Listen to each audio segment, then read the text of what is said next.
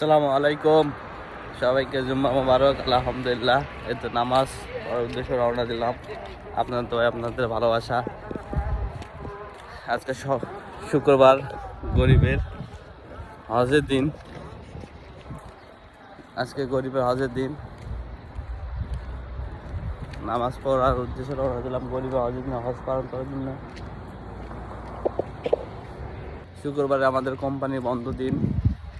নামাজ হলো শুক্রবার, আগে ভাগে যাইতে হবো, এই জন্য রওনা দিচ্ছি সবার আগে। আর শুক্রবার মানে গরিবের হজের দিন, আমাদের কোম্পানি আজকে বন্ধ দিন। সব মিলে আলহামদুলিল্লাহ ভালো। মাশাআল্লাহ, প্রচুর পরিমাণে রোদ, অনেক রোদ।